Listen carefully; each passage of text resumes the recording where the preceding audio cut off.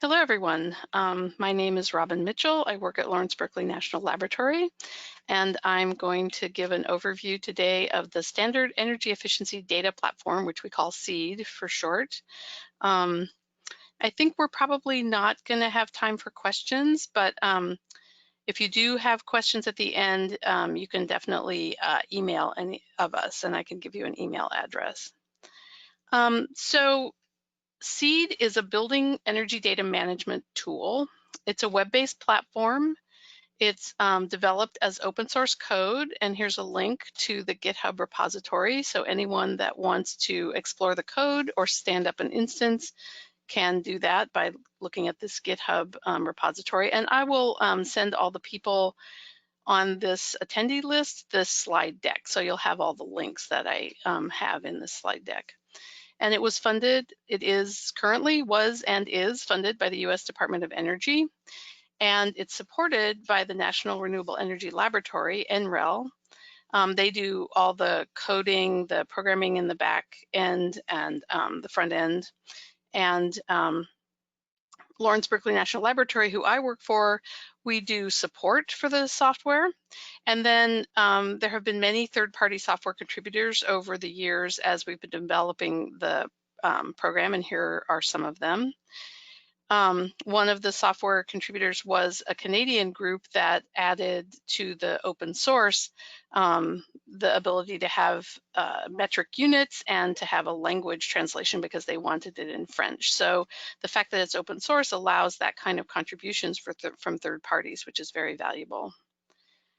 And in terms of getting started with SEED, there is a website, the sort of a general support website, and it has information for users and developers.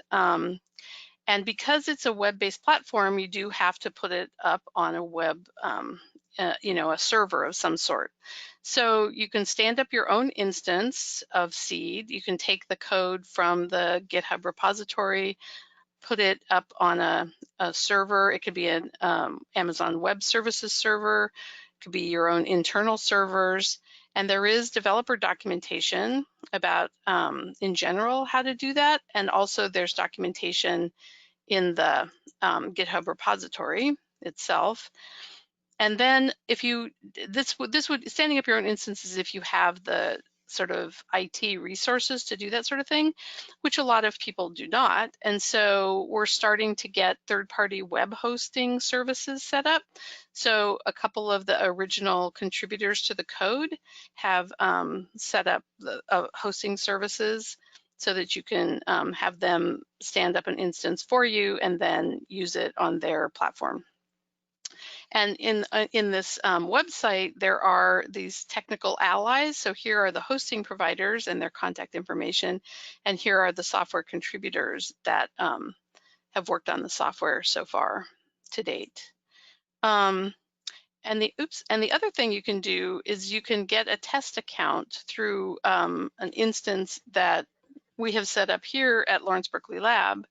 And so if any of you are interested in having a test account set up, I can do that for you. And usually what I do is someone expresses interest in getting a test account, and I find out what kind of data they have and what their use case is. And then I set up a webinar so that we can go through, actually I set up their test account, and then we have a webinar where I help them get started with importing their data just to make sure that they understand how the program works and that sort of thing. So I'm happy to do that with anyone on the call. And then in terms of just as a user, if you are using it through a web hosting or you're using a test account, on the same website, there is documentation on specific parts of the program. And there's also on the getting started section, there is this overview of main features, and it's a pretty detailed list of all the features of SEED and how to use it. And so this is a good thing to review, a good document to review, either if you're just trying to figure out all the features of SEED or if you're actually trying to use it. So this website has all those links to all those the documentation on all that. And so originally SEED was developed because several cities, New York, Philadelphia, I think Washington, DC, San Francisco, were starting to have energy benchmarking ordinances for buildings. And it was usually the case that they were mandated to annually collect the energy consumption of commercial buildings that were 50,000 square feet or greater. And so the first task in that was for them to figure out who those building owners would be, and they didn't have a very good place to start. This was several years ago. So where a lot of them, the only data that most of them had were tax assessor records. So they would have parcel data, and it would potentially, not always, but potentially tell, there's a building on it of X amount of square feet. And so the people trying to do this benchmarking would get a data dump from their tax assessor of 50,000 square feet or greater, or tax lots with buildings 50,000 square feet or greater. And then they would use that list that potentially had the owners of the parcels on it, not necessarily the building owners, but at least the tax parcel owners. They would contact them and say, we need you to make an account in Portfolio Manager, Energy Star Portfolio Manager, enter your building's energy data, and then we're going to collect it. And so the first task was to basically, once the building owners started entering data into Portfolio Manager, the cities needed to basically make the association between these tax records that they had collected and the building data that they were getting from Portfolio Manager. And they started out doing that in spreadsheets, but it became clear that that was not the way to do it. And developing your own database tool is somewhat daunting. And so the Department of Energy decided to work on this program that we're calling SEED, as a place for all this data to be stored, and also a way to make the connections between data that might not be that easy to connect under other circumstances. So that's how it started, was associating sort of the building list with the Portfolio Manager data that the cities would be getting to do their benchmarking. And recently, the cities have been interested in adding audit data to that information that they are collecting about buildings. And so we're starting to add audit data from various audit tools into that same database. And the way that SEED works, so it's a web-based platform, and it uses application programming interfaces, APIs, to do the transactions in its own user interface, but also those APIs can be used by third-party applications, or plugins can be made to SEED to add on features, all working with these API calls. And so then the city interacts with the program, figuring out what their data looks like and trying to clean it and organize it. And then they can potentially make the data public through API calls. And I believe that the District of Columbia is one of the cities that is doing that. They have a programmer, and he makes API calls to the database directly, not through the interface on the web, and can get information about all the buildings that have submitted their data, and then can put that into a map that they put on their public website, showing what the energy consumption is of all the buildings. So there's a lot of possibilities of getting the data, just the back-end data, through these API calls and then doing something with it. So that's the basic structure of how the program is put together. And in terms of sort of the data management side of things, the power of SEED is that you can collect data from lots of different sources and merge them together and pair them together, which we'll talk about as I go forward. And so originally, the database was sort of based on what's called a flat file, sort of one record per building in either a CSV or an Excel format. And it still has that basic structure for a lot of what the data is that's imported. For example, Portfolio Manager data is basically one record per building, and that can be imported into SEED. And the same is true of the tax lot data. It's just one record per tax lot. But now, because we're trying to add more functionality to the software, we've added the option to import XML data, which does have a data structure. It's not really flat, that can be attached to these buildings. And examples are green button data, which is interval data for energy consumption, building sync, which is an XML file that some audit tools can generate with all the characteristics of the building, and HPXML, and this is building sync is for commercial buildings. HPXML is a similar file for auditing residential buildings. And so the program is now starting to have the capability of importing these XML files and attaching them to the building records. And the thing that's nice about SEED is there's really no restriction on the number of fields or the field types in the data that you're importing. But the one thing that you do have to do if you're going to hook these files together is that at least one field needs to be common between the files that you're trying to match the records on. And traditionally, people would try to match on address, which generally is not a great data point to match on, just because different people might have different ideas about what an address is for a specific building. The tax parcel ID was one way that initially, when cities only had their parcel data, that they were, and still do, track the data. And sometimes the ordinance actually says that it has to be tracked by the tax lot ID, the parcel ID. So that's a potential matching field. And then recently, as things have progressed, some of the cities that are starting their benchmarking now have developed their own building IDs. So the issue is that you just need to make sure that whatever field you want to match on somehow gets into the data files that you need to match between. And if you do that, then you can import data files with lots of different data and connect them together. And in SEED, the data is imported and matched based on a user-defined time period, which we call a cycle, which I'll show you in a second, because originally the benchmarking was based on a yearly reporting. And so it's you don't have to do it on an annual basis. This cycle can be used, any time period that you want, but generally people are doing it on an annual basis. And then once the files have been matched together, you can query the results to see, what the state of your data is, and then use the results of those queries for specific uses that you might have. So when you, after you've imported the data and the program has matched the data together, there's a couple of things that the program does. There's a data quality checking feature of the program that you can define what kind of checks for different ranges of values that are acceptable or not acceptable. You can define those checks, and then the program does those checks when you import the file during the mapping phase, which I'll talk about.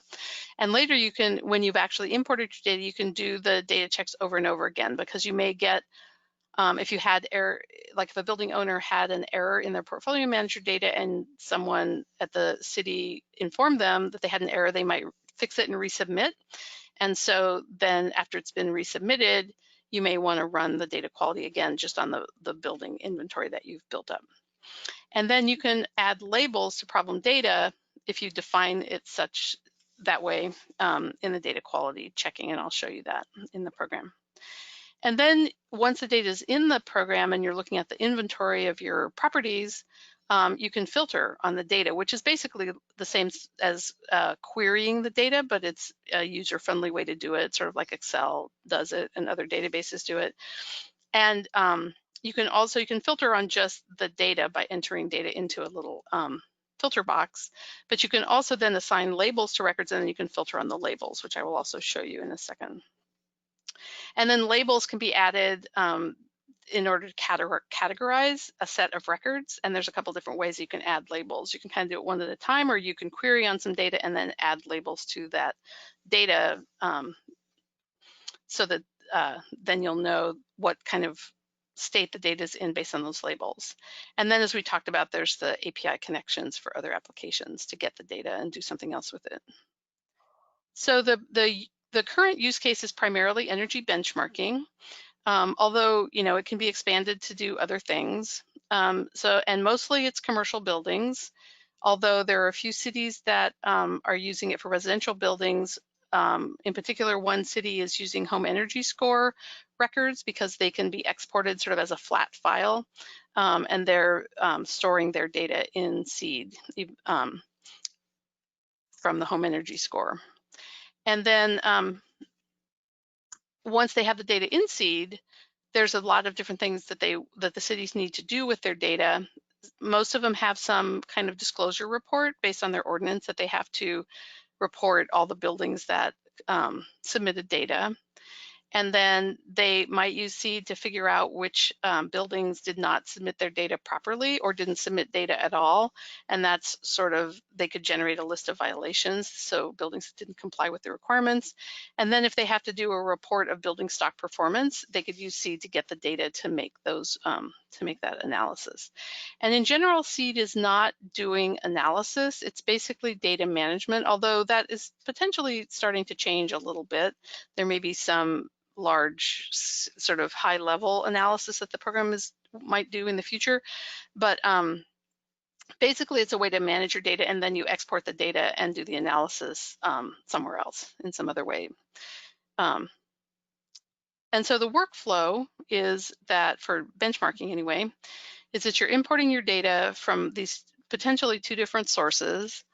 So the first source is your building list or your property list, and it could come from tax assessor data. It could come from real estate data, such as CoStar. It could come from some internal list that somehow a city or a county or whatever jurisdiction has generated. So that's kind of your building or property list. And then there's the benchmarking data from Portfolio Manager. And so far, all the cities that are doing benchmarking are using the EPA Portfolio Manager platform. And it's a web-based platform also, where a building owner sets up an account, enters the data about their building, including all the utility information. So you can enter monthly utility bills and it'll add up to an annual total. And then that data is shared back with whatever city has the requirement. And then the city can collect all that data from the different building owners through their Portfolio Manager account. And so the program will match the data from these different sources, as long as they have that common at least one common field to match on. And the way it works in general with most of the cities that are using seed right now is that in Portfolio Manager, so they might have a parcel ID, this tax lot ID. That's what they started with, and that's how they're identifying their properties. And so in Portfolio Manager, they've asked the administrators of Portfolio Manager to add a special field. So there's a field for all these different cities in Portfolio Manager where the building owner can input their parcel ID or their building ID, whatever it is that the city wants to have in there, so that then they can match it back when they import it into seed with their building data. And so Portfolio Manager allows the user, the building owner, to put the matching field into Portfolio Manager into their account, and then that's how it's already there when they try to merge these two pieces together in seed. So, and the one thing that is potentially, the reason we set up the program initially so that we could have a relationship between two different types of data, one being this tax parcel data, and then the actual building data from Portfolio Manager or wherever. And so not all cities or jurisdictions or people using seed will need to take advantage of that relationship, but if you do need to, it's there, and I'll explain it in a second. And then the data is maintained based on a compliance year. So the workflow is that you import your data by cycle, so by compliance year, then you map the fields, and this is where you define which fields are going to be the matching fields between the different data sets. So this is where you would say this, whatever field represents the tax lot ID or the building ID or whatever. Then the program merges and pairs the data from the different data sets. And then you, as the user, can view the inventory either by parcel, tax parcel, or by building, property, which we call property, but it's really building. Then you can filter and label the inventory, and you can export your data if you're so inclined. And so this relationship between buildings and parcels, tax parcels, is what we built into the data structure. And so because of what the cities were encountering when they were trying to use their tax lots as building identifiers, which because there's this complicated relationship a lot of times between buildings and the parcel, that the land parcel that they sit on. So the simple case is that you just have a building, one building on one parcel, no problem. The second case that you might have multiple buildings on one parcel. So you have a record from the tax assessor that's just one tax parcel, represents one tax parcel, but you get two different records from portfolio manager for each of these two different buildings. Maybe they have two different building owners and each one submitted separately. The third case is that you have one building, but it sits on multiple parcels. So you got all this data from your tax assessor that had all these different parcels, but really there's only one building on it, and that you only get one record when you get the data back from portfolio manager. So how do you represent that in your data model? And then there's this campus situation where you have sort of the combination of both. You have multiple buildings and they can span tax lots, or they can, be multiple buildings on the same tax lot. So in SEED, we set the program up so that it could handle that relationship. And again, you don't necessarily have to use this relationship in the program if you don't have this situation. But if you do have tax lot data, there's sort of tables in the program that handle the tax parcel side of the world. And then there's another set of tables that handle the building or property side of things. And then if there's a field that matches these two things together and you want to keep track of these two things, then the program will set up this many-to-many relationship between properties and tax lots. And I can show you real-world examples of that when we look at the program itself. And this is all done under the umbrella of the reporting cycle. So the program keeps track by reporting cycle, so potentially by year, compliance year, what tax lots and what properties were input, and then their relationship between each other. And some cities these days, they don't really care about the tax lot side of things because they've managed to somehow get just a building list. And so you can operate inside the program or in the program with just property data if you don't need to keep track of the tax lot relationship, but it's there if you need to use it for whatever reason. So I'm going to go ahead and switch over to the program itself. So I've imported some sample data. So this is the inventory view. This is a list of all the buildings that have been imported. And I'll come back to this. We'll sort of concentrate on this part of the program, but I want to show you some of the other aspects of the program before we get too deep into this. But basically you can see that in the inventory, so this is the inventory list here, this is the navigation bar. And so I've clicked on the inventory navigation button. And so this is where I see my list of buildings that I've imported. So there's two tabs, the view by property. So these are all the records that came in from Portfolio Manager. There's also a view by tax lot tab, which would show your tax lot records that you imported. And then here's the cycle that this belongs to, and you can have many cycles for different years or whatever. And so that's sort of the inventory view, and we'll definitely come back and go into this in more depth. But there's also a data navigation tab and an organizations tab. These are the three tabs that you will work in primarily. And let's go to the organizations tab first, because this is where you can set, and you could have multiple organizations that you belong to. I don't think any of the cities using SEED have set it up that they have more than one organization, but you could have a parent organization and sub-organizations, such as a state that had, a sub-organization by county, or a county that might have by cities or whatever. But in general, people keep it simple, and it's just one organization per account. So if I look at the organization settings, these are the members of this organization. You can always add new members if you have more staff people. You can set different permissions. Like a viewer can only view the data, can't change it. Members can add data. Owners have more power even than members. And so if you invite other staff or other reviewers into your instance, you can set up their permissions. And then the interesting things, this is where you can set up your data quality rules, set up your cycles, set up the labels that you might assign to records. So let's look first at labels, because it's nice and simple. So there are a bunch of labels that are predefined that come with the program, but you can always add new ones. You just type in a name, you give it a color, and you create the label. And so there it is somewhere, new label. And then because it's in this label list, you can use it if you want to, in the inventory, if you want to label a record, you can use a label from here.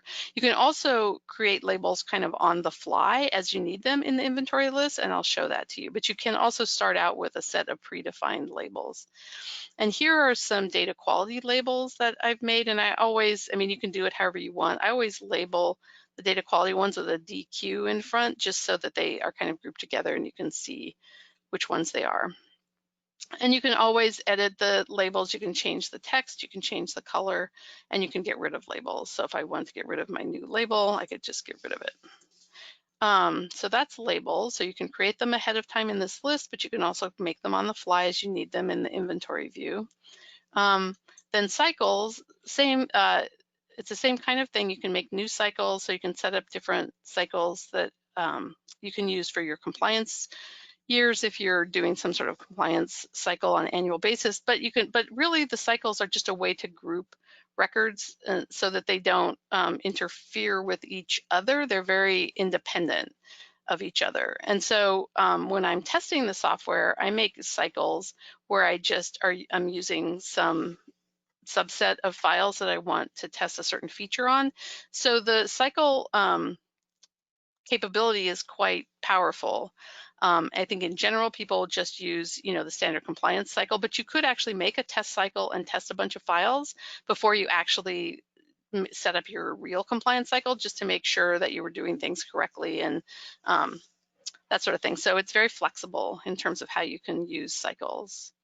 And then the data quality rules, this is where you can set up these checks that the program will make as you import your data. It will check certain fields that you've defined here.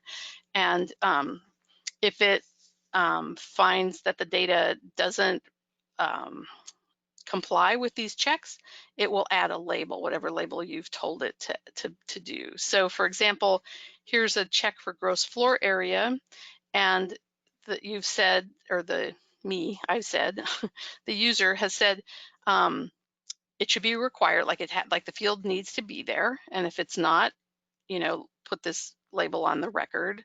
It should not be empty. There should be a value in it, and if it's empty, put this label on the record. And it should be a minimum of 50,000 square feet. So if any record that's less than 50,000 square feet doesn't comply with this check, put this label on the record. And then there's no maximum. So this is a check to make sure that all the records coming in are greater than 50,000 square feet. And if they're less than 50,000 square feet, the program still imports them.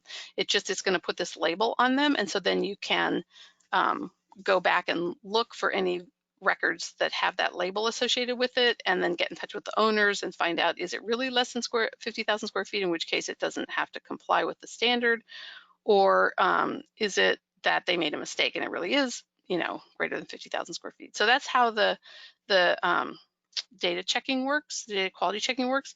And you can create a new rule. And so here's a list of all the possible fields. And if I type in, I want to check for site EUI. So I just, let's see, I was going to just type site, but I'll just do it this way. So site EUI, and we can say that it's a number. We want it to be required. We want it to not be null. We'll say a minimum of 10 and a maximum of 100. So any records that are less than 10 or greater than 100, I want to add a label to. And there is a site EUI, but it's not quite what I want. So I'm going to make a new one. I'm going to say DQ site EUI suspect or something like that, high or low. And I'm going to make it orange, create the label, and then add it. So now I've added that label. So there I was making a label on the fly. That label didn't exist in this labels list, but I added it when I needed it in the data quality checking, and it will now be in that label list if I went back there. Now I save the change, and I refresh because there's a little bug there, and it's actually there, right? Okay, so I've set up my data quality rules. I've looked at the cycles, I've looked at the labels. The other thing to look at here, I mean, there's a lot of stuff in here, but I just want to talk about the highlights. So this column settings is where you can specify which fields you want the program to match on. So if you sort, I clicked a couple times on this match criteria column, and that sorts it eventually by this checkbox that's active or whatever. So in this case, I've looked at this is the property tab. So if records are coming in and I map them to the property table, then I've said I want the program to match on the portfolio manager property ID, the custom ID, and the address from portfolio manager. And I'm thinking, address, that's a bad thing to be matching on. So I'm going to uncheck that. So now it's only going to match on the portfolio manager property ID that portfolio manager assigns to the record, and a custom ID that I've added to the data. And so I can save the changes. And then if I look at the tax lot tab, and again, I'll sort by matching criteria. So again, I want the program to match on this jurisdiction tax lot ID field, but I don't want it to match on address. I'm going to take that one away too. So now it's going to match the property data by the portfolio manager ID, and the custom ID and the tax data by the tax lot ID. Okay, so now we've kind of gone over the things that are important for that we need to set up ahead of time. Now, if I go to the data tab or the data navigation button, let's look at so these are data sets. So when you're importing new data, you make a data set that represents some grouping that's meaningful to you. It doesn't really matter what it is, but generally users, if they're doing the annual compliance, they'll have a data set that represents the different years. I do a bunch of testing, so I also have data sets that represent testing. But so let's look at the 2018 compliance data set. And so there have been a bunch of different files that have been imported, and they've already been imported, and they've been mapped, and they've been matched and all that. But I just wanted to show you, without actually taking the time to import the data, sort of how the mapping works. So this was the tax lot data that I imported. And if we look at the mapping that I set up for the program when I imported that file, you can see, so they were all assigned to tax lot. This is just representing that this is a bit of a bug in the program. It's representing the last thing that was imported, and that's been fixed in a later version that we haven't put up on our production server yet. But so anyway, originally all these records were assigned to the tax lot table, and you also have the option of the property table. So you're basically saying when you import the file, here are the original fields in the file that you're importing. Here's some sample data for 5 rows of that file. And this file that was called parcel number in the original file, because it came from the tax assessor, I'm going to change to jurisdiction tax lot ID because that was the name of my field that I want to match on, and I'm assigning it to the tax lot table. And you can actually look at the data once you've set the mapping up and make sure that it all seems to make sense.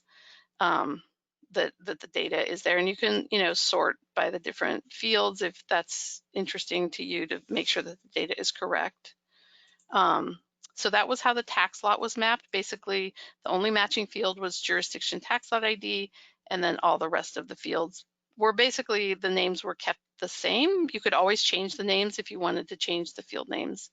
And then if we look at this is the portfolio manager data, and we look at the mapping for that,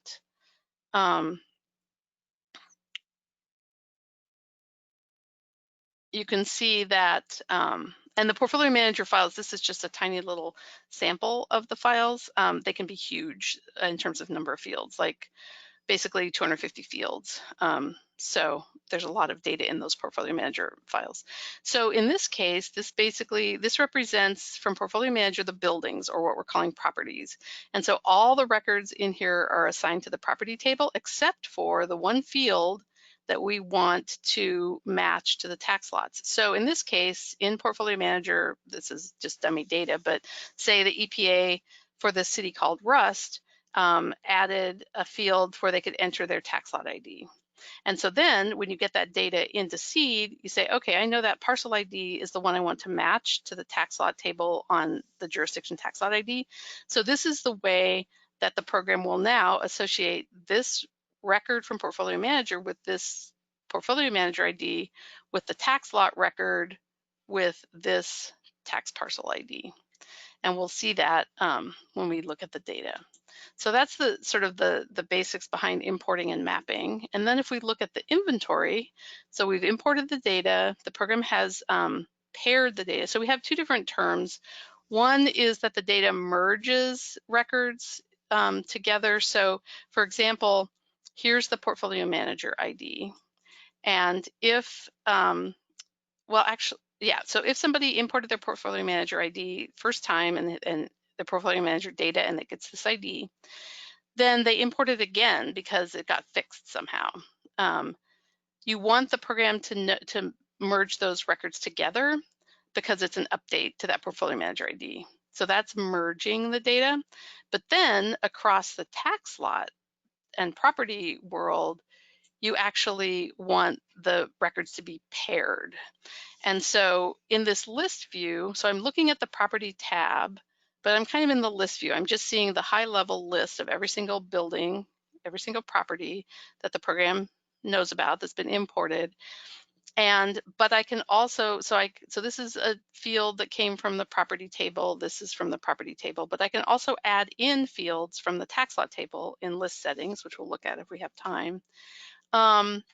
And so here's a case, for example, because of how the data was entered into the Portfolio Manager data, the building owner is told when entering their Portfolio Manager data, if you have a building that spans multiple tax lots, enter all the tax lot IDs separated by either a comma or a semicolon, and then seed will interpret those as separate tax lots and will make a separate record in the tax lot table for them and then pair those records with this Portfolio Manager record. So that's the case here. There's one building. We can move the Portfolio Manager. Oh, these are pinned. Let me unpin it. Yeah, so we have Portfolio Manager ID and tax lot ID. So here's a case. This is the Portfolio Manager file that represents a building, but it looks like the building owner imported it such that it sits on 3 different tax lots. And so if we click this little plus sign, we're looking kind of at the aggregated sum of the aggregation of the data for each record when it's just the list view, but if you do the little plus sign, you can see the details. So if we pin, that's why I had this pinned, if we pin it to the left, and there it is. So then we scroll over here. So here's the address that came from Portfolio Manager. So the owner considers this to be the address for the building. But in the tax lot data that we imported from the tax assessor, they actually have 3 different addresses associated with this property. This building, it sits on 3 lots and each lot has a different address. So that's the kind of information that you can see depending on how if you did import the data from the tax assessor and then it gets matched to the Portfolio Manager ID. And the same, sort of the reverse of that is if we sort by jurisdiction tax lot ID. So here's a case. So this tax lot and these 2 buildings have the same tax lot ID. So this is a case of multiple buildings on the same tax lot. And if we copy and so here's an example of filtering. You can filter, by numbers or whatever. So there's actually 3 buildings that sit on that parcel. And so in the view by tax lot, you would see, so if you can have separate, you can click on the tabs here, but it takes a while to do the view. You can also just open, see this is the tab for properties. If you just open another tab in your browser, so now I have it for tax lots. So it's just an easy way to flip back and forth between the 2 tabs without waiting for the program to refresh.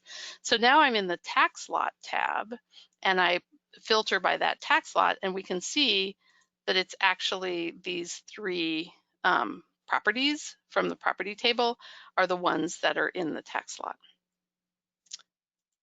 So then, oh, I didn't do what I said I was going to do. You can see that you have a little bit of a wait when you actually flip back and forth inside the program, inside one browser tab. So there's lots of different ways to filter data. So for example, if I'm looking at Energy Star score, so that's one of the criteria for whether something complies or not.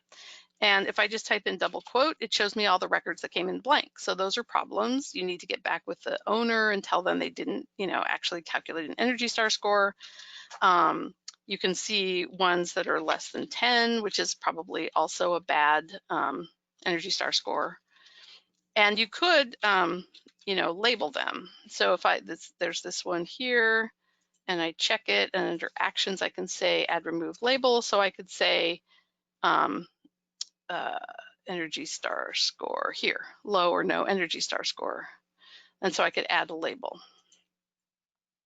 And then if I go into the detail view, which is this little I button of that particular record, you will see that it got that label assigned to it.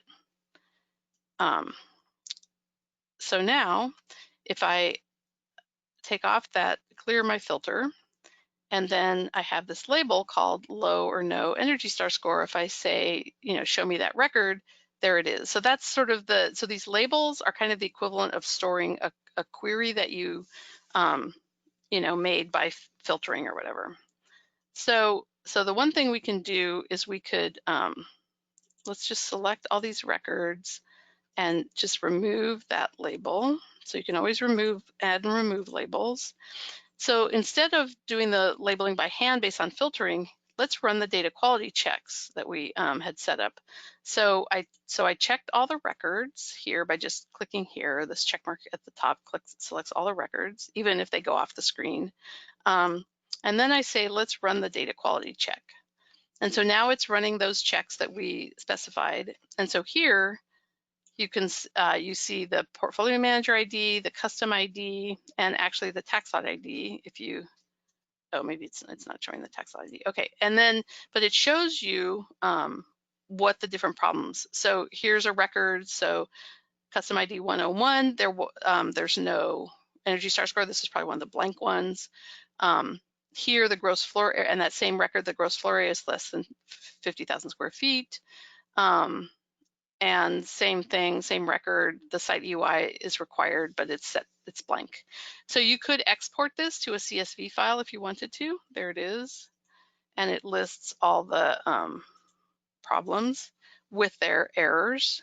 So you could use this to generate a list that you could email your owners from if you wanted to. Let me go back to my, here it is. So there's a lot of different things you could do with the error list, but now those labels have been added to all these that were specified in the checker in the data quality check. So now they're labeled. So if you you say, okay, I want to see all the records where the square foot is less than 50,000 square feet, and so it looks like that's true, right? These are all records that have less than 50,000 square feet. And then we want to see which ones had the low or no Energy Star score. So that's these two. And if we, this is doing an and across the two. So these are the records that have both, a problem Energy Star score and are less than 20,000 or 50,000 square feet. But if you do or, it will show all of the problem records. In this case, the Energy Star score is fine, but the floor area is low. In this case, the floor area is fine, but the Energy Star score is low. So you could then add a label to this one saying, you could on the fly add a label and just say problem data or something like that, and then export it. The other thing you could do is you could say exclude all the records that have these labels, and then you can see 3 records actually are fine. They complied properly. Although this one, if you cared about the site UI, which I'm asserting I don't in this particular case, this one is maybe kind of a high site UI. But anyway, so you could you could check all these 3 records and you could say, okay, these are compliant, and add a label for compliant. And then if we clear the filters, now we have the compliant label added. And if we do and, not exclude, it'll show us the 3 records that we've labeled as compliant. So a couple other things. So I've kind of showed you that how you can use labeling, how you can do filters, and you can always just sort. Go away. Let me just refresh here. You can always sort the columns if you want to. And you can pin the columns, as I was showing. There's this option of pinning the columns right and unpinning them. Then there's a list settings option here, where this is where you specify which fields you want to actually display in the list view. And so, and here I've pinned those two. If I can unpin the jurisdiction tax lot ID. And there's lots of other fields that have been imported, but I've decided that these are the fields that I want for this particular list setting, and you can give it a name. And so you could have 2 different list settings for 2018 compliance. One could be like all the 250 fields that you got from Portfolio Manager, and the other might be, you know, the 10 most important ones, and they could have different names, and you can make different lists. And so that's a way that you can quickly control which fields that you're choosing. Oh, I didn't save it, so it's still going to have the pinned jurisdiction tax lot ID. And so any change that you make here, so you can move these around, right? And you could pin them or unpin them, and those all get saved to list settings if you do it sort of manually at this level. Then let's look quickly at the list view. We're sort of running out of time, but we were looking at the list view. Let's look at the detail view. So this is where you can sort of see a history. So this is this one property. Here's the custom ID of 100, the portfolio manager ID of 2264. And this is the history of the imports for this particular record. So I imported the data from Portfolio Manager, and it had a really low site EUI, and it didn't have an Energy Star score. So presumably I talked to the building owner and told them to fix that and resubmit. So here's another set of data that came from Portfolio Manager with the data updated, and so that was imported. And you can see that the Energy Star score was updated and the site EUI was updated. And every time you import a file, this master record, so this is sort of the history of what was imported, but then the master record, which is what you see in the list view, is what gets updated. So the master record got updated on this import for Energy Star and site EUI, but then another file was imported, and this is a case where the custom IDs were added. And so there was no custom ID in these others, but you know, the city decided they were going to add some of their own custom ID. So now that custom ID is in the master record. So the master record has gotten updated every time something is imported. And we did add the capability when you're setting up the matching criteria that if there is a field that you don't want to be overwritten with updates, you can specify which field that might be, because sometimes it's a problem that the error just keeps repeating itself over and over again, and you don't want the data to be overwritten, the good data to be overwritten by bad data when you're importing it. And the program doesn't ever overwrite, well, except if you tell it to, it doesn't overwrite a value with a blank value. So if this had been imported as 100 and then another file was imported with that blank, the program wouldn't turn this blank. It would keep the 100 from the original data unless you told it differently in a more detailed screen. And the other thing that I want to show you, and you can always add a note to a particular record. And if we go back to the property list, you can see I've added some notes to a couple of these. So let's just click on this note, and it says this has Interville electric meter data. And then this note says that it has a building sync file associated with it. So we could look at the details of those two really quickly, but well, let's not. I just want to emphasize that you can do queries and then do exports. So if we say, show me all the records that are less than 50,000, or actually let's look at the compliant and then say exclude. So these are all the problem records. So you could export those. So I've checked all the records that are filtered in this case. So these are all the records that are not compliant that I've said don't have this compliant label on them because I did the exclude. And then I can just export, select it, and I could give it a file name, problem buildings, and then export it as a CSV. And then if I open up that file, so here's all the data. All the fields that were shown in the list view are the fields that are going to be in this export. So you want to make sure if there's data that you need in this export that it's actually a field that you have displaying. And the thing that the program does is it also has one field with all the labels that, so you in Excel or in another database or whatever, you could filter these labels and figure out what the problem is, or you could have exported them separately if that was important to you. And the one thing that is nice, one of the features that we've implemented in Seed, and that a couple of cities are using to great effect. So San Francisco, I believe, and maybe San Diego in California, they actually have Salesforce as a content management or customer record management system. And so that's where they keep the detailed information about who they're in touch with for the different buildings.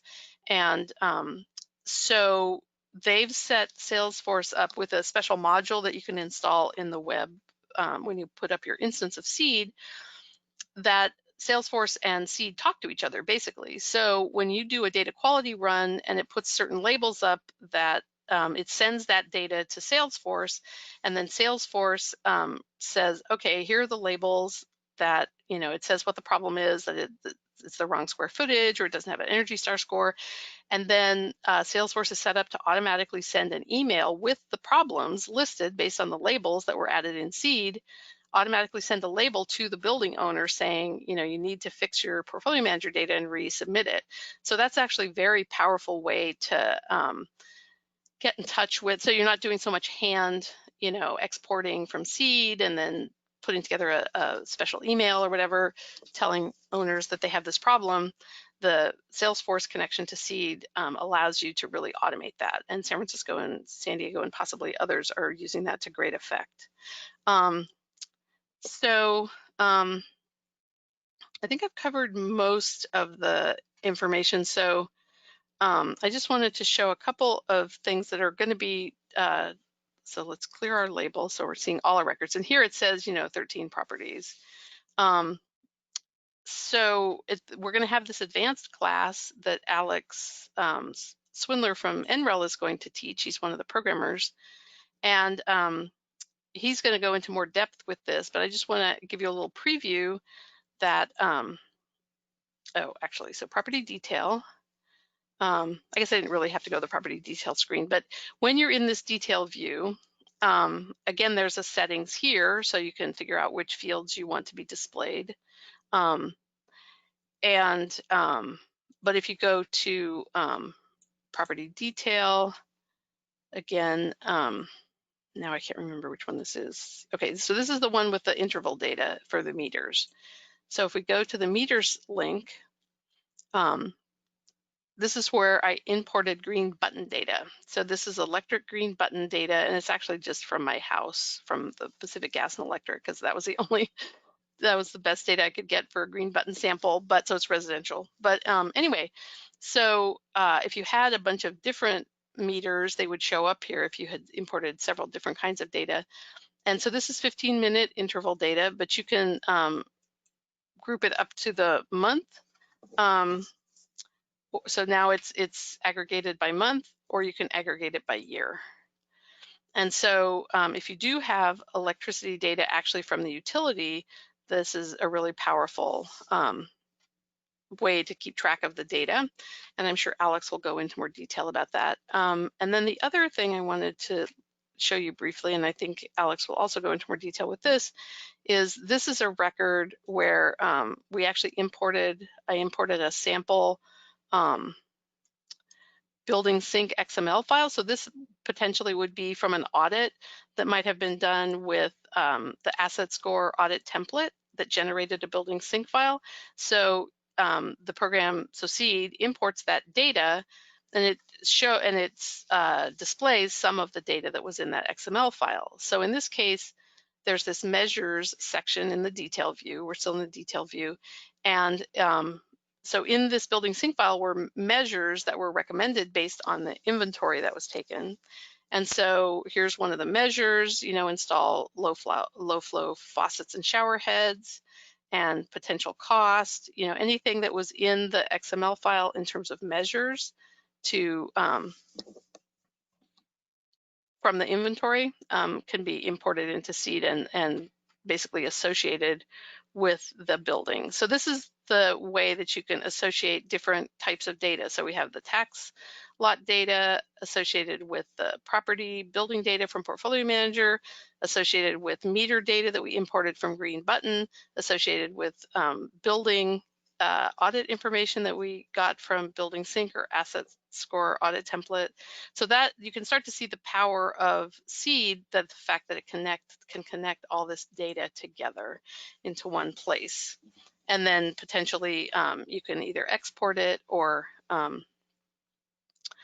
in the future, I think we'll probably add some sort of high-level dashboard to the software so that you can get with a quick glance, you can see where your building stock stands. So I think that's it in terms of what I wanted to show. I guess I have 2 minutes left. One little thing I could show, there's this reports feature at the list view, and it's a little bit limited, but it could potentially be useful. So you say, between two dates, and you have to have mapped your fields properly so that it knows what to find, but I want to look at Energy Star score against floor area. And so here's a little chart that, so it has a scatter plot and a bar chart. And this is for one particular year. If I said, show me through 2019 and update the charts, then unfortunately, my test data is just exactly the same data imported under two different cycles. But this is starting to do the comparison of cycles over cycles, which we in a newer version that we haven't put up on production yet, we starting to do that in a much more sophisticated way. But so this just gives you a general idea of what you could do in the report section. And I'm sure that we'll be expanding the report section over time, or we'll get a third party to do it and contribute it back. So I think that's it in terms of an overview of SEED. I'll send you, everyone that was on this call, I will send you the PowerPoint presentation, or I'll send you a PDF of that presentation. It has all the links in it to get to the various websites and the GitHub repository and such. And it'll have my email in it, and Tyler also, who's helping us organize things. It'll probably have his email, so you can get in touch with either one. If you want a test account, I can set one up and I can have a one-on-one webinar with you to see if your data can be imported, see if the program is useful to you, etc. So thanks everybody for participating, and I'll send out the email and I'll look forward to hearing from you. Thanks very much.